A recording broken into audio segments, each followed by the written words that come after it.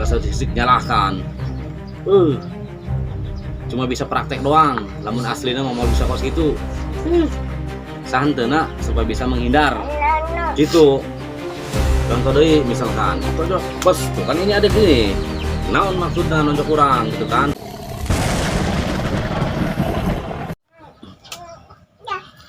Assalamualaikum warahmatullahi wabarakatuh.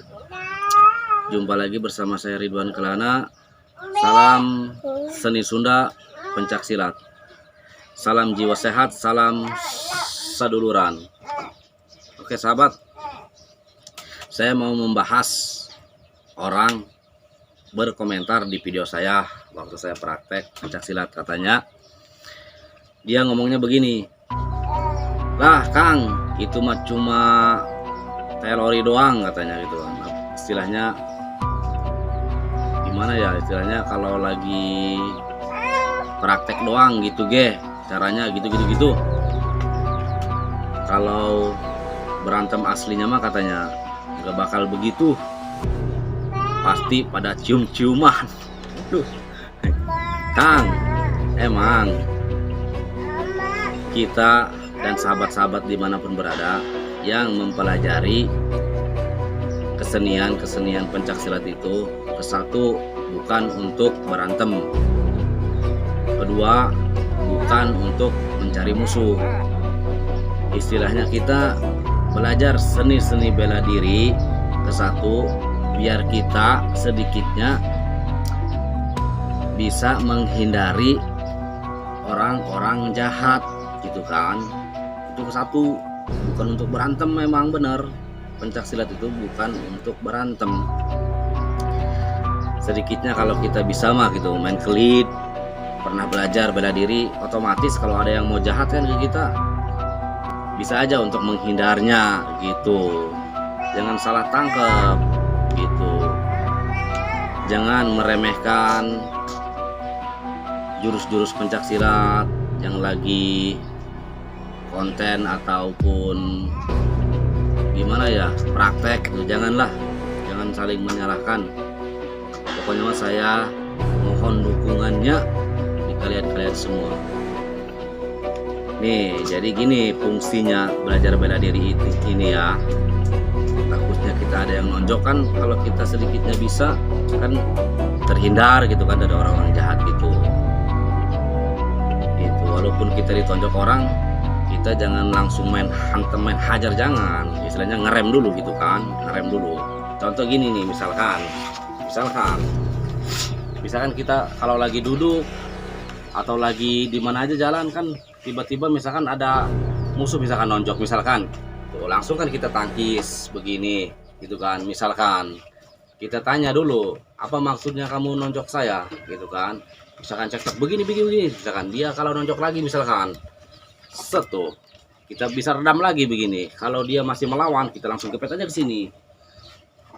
Ini bisa ke sini gitu kan. Itu fungsinya kita belajar gitu.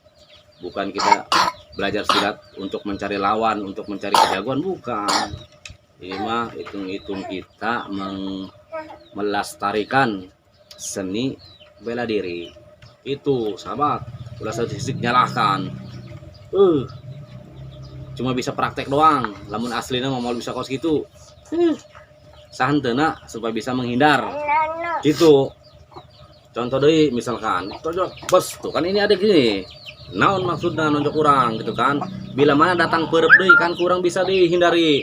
Tuh contoh begini sahabat, tuh eta fungsina orang belajar kelit gitu. Emang lain jeung kejagoan, jeung menghindar doang. Misalkan ada lagi perep, tuh kan gitu istilahnya. Pasti meskipun kita baru belajar kelit, pasti kalau ada musuh mah pasti kita bisa refleks, insyaallah.